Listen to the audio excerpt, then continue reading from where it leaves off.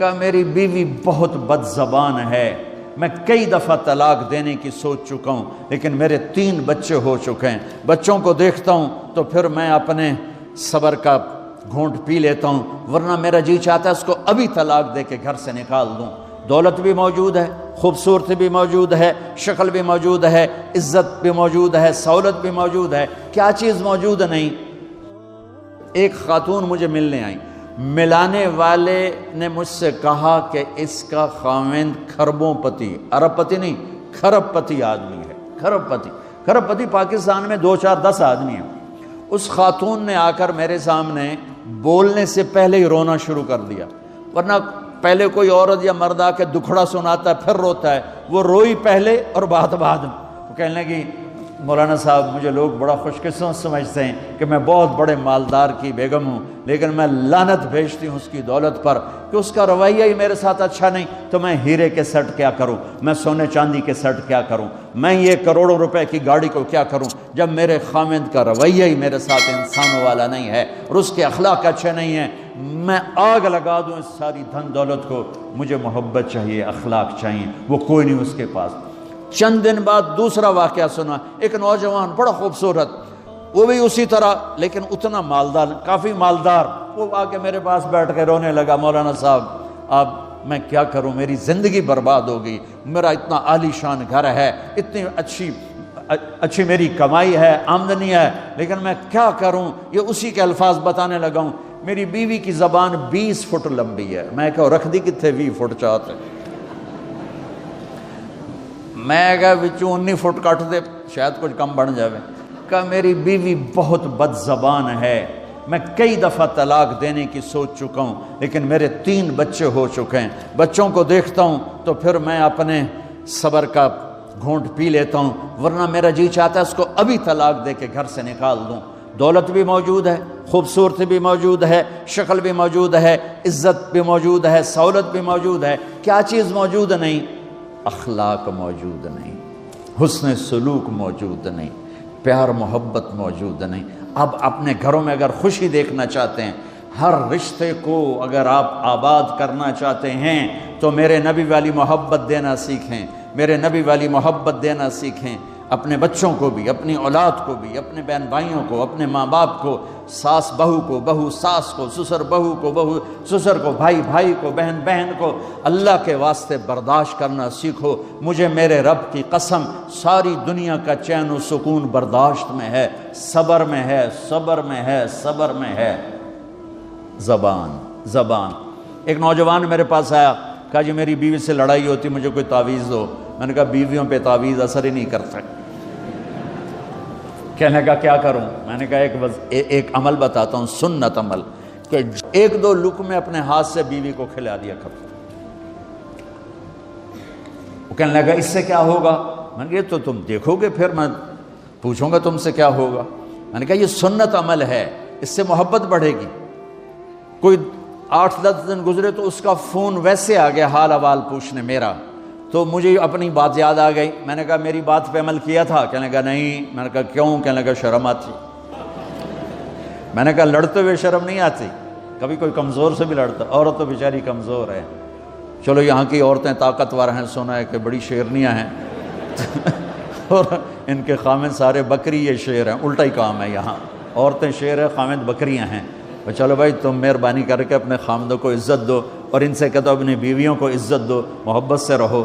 تو میں نے کہا بے وقوف، کبھی کمزور کے ساتھ بھی کوئی لڑتا ہے، اس میں تمہیں شرم نہیں آتی اور اس میں شرم آتی ہے؟ سنت۔ میں نے کہا چل کر اور مجھے بتا۔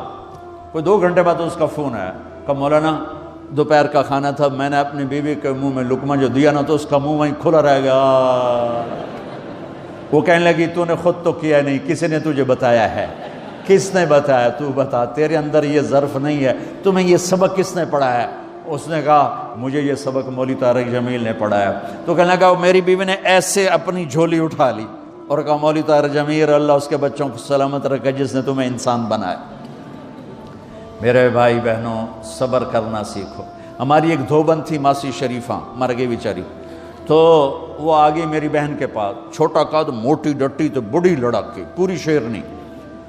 وہ آ کے کہنے لگی میری بہن کو, میری بہن تو انہوں چنگی طرح جان دی ہے, بی بی میری نوواں بڑیاں لڑدیاں, میں نے کوئی تویز دے ساریاں میری نوکر بن جانا. اب میری بہن کو پتا تھا کہ سارا لڑائی دا تماشا تھا ماسی شریفاں تو شروع ہوتا, ادو تو ہوتا ہی کچھ نہیں, بیچاریاں معصوم جیاں چھوٹیاں چھوٹی عمر دیاں. تو میری بہن نے ایک تعویذ بنایا اور اس کو یوں رول کر کے نا اس کو کماسی شریفاں ہن جس لے تیری لڑائی ہوئے نا اس تعویذ تو چک مار کے بہ جانا ہے تے چھڑنا نہیں, جے تو چھڑیا تو مر جانا, انہوں پکا کر کے رکھیں. اس نے کیا کیا, ماسی شریفوں کو چپ کروایا.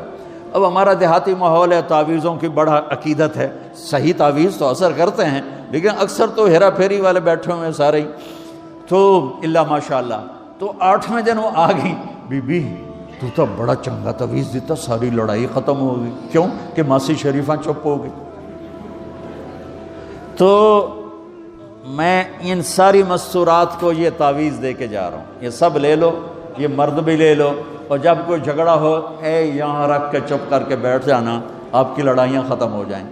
اگر آپ بولتے رہے تو پھر لڑائی ختم نہیں ہوگی. میرے نبی کی زندگی سیکھو, معاف کرنا سیکھو, محبت دینا سیکھو. ایسا نہ ہو کہ دو آپس میں بولتے نہ ہوں, ایسی بد اخلاقی سے بچو. اور آخری بات یہ ہے, آپ اس ملک میں رہتے ہیں, اب یہ آپ کا ملک ہے, اگر آپ کے پاسپورٹ ہیں تو یہ آپ کا ملک ہے. اس کو, اس کے قانون کو عزت دو, اس کے قانون کو احترام دو. یہاں کی گورنمنٹ کے ساتھ مجھے پتہ چلا ہے کہ بہت سے لوگ ہیں فرضی بیمار بن کے وظیفے لے رہے ہیں. یہ حرام ہے, یہ دھوکہ ہے, یہ فراڈ ہے. جو حکومت آپ کی اتنی ہمدرد ہو کہ گھر بیٹھے آپ کو وظیفہ پہنچائے, آپ کے بچوں کے وظیفے لگائے, آپ کے وظیفے لگائے, انہی کے ساتھ دھوکہ کرنا ہے, انہی کے ساتھ فراڈ کرنا ہے. اللہ کی قسم یہ آپ اپنے ساتھ فراڈ کر رہے ہیں, یہ آپ اپنی ذات کو دھوکہ دے رہے ہیں, ان کو نہیں دھوکہ دے رہے, آپ اپنے آپ کو دھوکہ دے رہے ہیں. ایک سردار جی ریل میں چڑھا, ہنسی جائے. لوگوں نے پوچھا سردار جی بڑے ہنس رہے ہو, کہنے لگا ریلوے والوں کے ساتھ آج بڑا فراڈ کیا, چکر کا دے دیا, ریلوے کو چکر دے دیا ہے. سردار جی کیا چکر دیا ہے؟ کہنے لگا واپسی کا ٹکٹ بھی لے لیا ہے اور واپس میں نے آنا کوئی نہیں ہے. نہ کہ سردار جی اپنے آپ نے چکر دیتا ہے تسی. تو جتنی 2 نمبری کرنے والے ہیں یہ اپنے آپ کو چکر دینے والے ہیں. اللہ کے واسطے اس حکومت کا نہ ٹیکس چراؤ, نہ ایسی 2 نمبری کرو, نہ یہاں کی بچیوں کو دھوکہ دے کر کاغذ بنانے کے لیے شادیاں کرو. جب انگریزوں کی حکومت تھی انڈیا پر تو دلی میں ایک وہ پک پاکٹ رہتا تھا, جیب کترا, اس کا چیلا شام کو 2 روپے لے کر آیا تو اس نے اس کو تھپڑ مارا, سارے دن میں 2 روپے. تو کہنے لگا استاد آج بڑا مال مارا تھا, ایک گورے کی جیب کاٹی تھی, بہت پیسہ تھا. جب میں 4 قدم چلا, سننا ذرا اس زمانے کے چور کا ایمان سننا. کہنے لگا جب میں 4 قدم چلا تو مجھے خیال آیا اگر قیامت کے دن عیسیٰ علیہ السلام نے میرے نبی کو گلہ دے دیا کہ آپ کے امتی نے میرے امتی کی جیب کاٹی تھی تو میرے نبی کو شرمندہ ہونا پڑے گا. تو پھر میں نے کہا میری وجہ سے میرا نبی شرمندہ ہو. میں نے جا کر اس کو واپس کر دیا, اے 2 روپے اپنے دے کپ کے لے آندے. تو اس نے اس کو 10 روپے انعام دیا کہ یہ 10 روپے تیرا انعام ہے. اب آپ اس ملک کے اگر ہیں, آپ کے پاسپورٹ ہیں تو آپ یہاں کے ہیں, آپ اپنے پیچھے اپنے رشتہ داروں کی مدد کریں, جو مرضی کریں, لیکن میرے بھائی بہنوں اسے اپنا ملک بنا کے چلو. یہاں غریبوں پہ خرچ کرو. زکوٰۃ تو مسلمان کو دی جاتی ہے کوئی شک نہیں, لیکن صدقات خیرات پیچھے بھیجنے کے بجائے یہاں کتنے غریب لوگ ہیں, کتنے ضرورت مند لوگ ہیں, کتنے لوگ ہیں جن کے پاس گھر کوئی نہیں, کتنے لوگ ہیں جو کونسل کی طرف سے وظیفہ لے کر روٹی کھا رہے ہیں اور وہ پوری نہیں پڑتی. ایسوں کو ڈھونڈ کے ان پر خرچ کرو, ان کی مدد کرو, کسی کی جانی خدمت کرو, کسی کی مالی خدمت کرو. میرے نبی نے فرمایا ہر مسلمان کے لیے ضروری ہے کہ صدقہ دے, ہر مسلمان روزانہ صدقہ دے.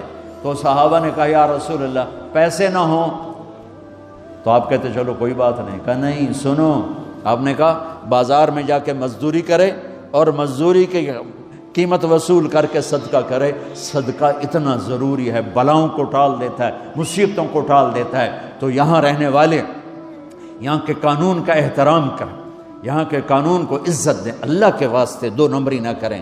دیانتداری سے چلیں۔ میرے نبی نے فرمایا میرا امتی ہر گناہ کر سکتا ہے، دو کبھی نہیں کرے گا، ایک جھوٹ کبھی نہیں بولے گا، ایک دھوکہ کبھی نہیں دے گا۔ تو اللہ کے واسطے دھوکے فراڈ سے چلیں۔ کہیں آپ لڑے ہوئے ہیں صلح کر لیں، پیار محبت دیں، معاف کریں، اپنے بچوں کو ٹائم دیں، ان کو اچھی تعلیم دیں، یہ اعلیٰ عہدوں پر پہنچیں، اعلیٰ جاب پر پہنچیں۔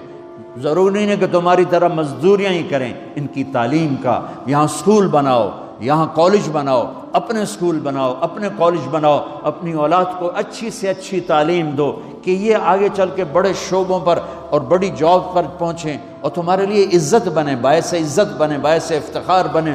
آپس کی پیچھے لڑائی چل رہی، اس نے 1 کنال کا گھر بنایا، میں نے 2 کنال کا بنایا، اور میں ایک جگہ گیا پہاڑ میرپور گیا، میرپور بڑے بڑے گھر شہر میں انٹر ہونے سے پہلے بڑے بڑے گھر، میں نے کہا یہ اور لگیں جیسے خالی، میں نے کہا یہ کیا ہے؟ میں پہلی دفعہ میرپور کہا یہ انگلینڈیوں کے گھر ہیں، ان کے مقابلے لگے رہتے ہیں، اس نے کنال کا بنا، میں 2 کنال کا بناؤں گا، اس نے 2 کنال کا بنا، میں 4 کنال کا بناؤں گا۔ بناؤ گھر اپنی ضرورت کے بنا لو، جب جانا ہو وہاں نہ تم جانے والے ہو پیچھے، نہ تمہاری اولادیں، ان کو یہاں کی نسوار لگی، واپس جائیں گے لوڈ شیڈنگ میں۔ ایک پٹھان بھائی ناراض نہ ہونا، ادھر بہت ہیں پٹھان، تو ایک پٹھان کا خرگوش گم ہو گیا، خرگوش، تو لوگوں نے افسوس کیا خان جی آپ کا خرگوش گم ہو گیا، کہنے لگا خوچا کوئی بات نہیں ہے، ہم نے اس کو نسوار کا عادی بنایا ہوا ہے، جب نشہ ٹوٹے گا ہمارے پاس آئے گا۔ یہ تمہاری نسل اور تم انگلینڈ کی نسوار کھا کھا اب تم پاکستان جاؤ گے، ہندوستان جاؤ گے، بنگلہ دیش جاؤ گے، تم نے یہی رہنا ہے۔ اسے اپنا ملک بنا کے چلو، سنسیئر ہو کے چلو، اس کے قانون کا احترام کر کے چلو۔ یہاں غریبوں پہ صدقہ تو غیر مسلموں کو دو، ان کے دل قریب ہوں، ڈھونڈ ڈھونڈ کے دو، وہ تم سے پیار کریں، وہ تم سے محبت کریں، ان کے ہائے ہائے۔ او میرے نبی تشریف فرما تھے، ایک طوائف گزری، طوائف پروسٹیٹیوٹ، وہ آپ کو دیکھ کے نا آپ کا مذاق اڑانے کے لیے، کیسا نبی ہے، اکیلے بیٹھ کے کھاتا ہے، کسی کو پوچھتا ہی نہیں۔ غیر مسلم کافر طوائف، کتنی برائیاں اکٹھی ہو گئی۔ آپ نے کہا آ جا، وہ آ کے بیٹھ گئی، آپ نے کہا کھا، وہ تو آپ کا مذاق اڑا رہی تھی کہ نہیں ایسا نہیں کھاؤں گی، جو تیرے منہ میں ہے اپنے ہاتھ سے نکال کے مجھے کھلا۔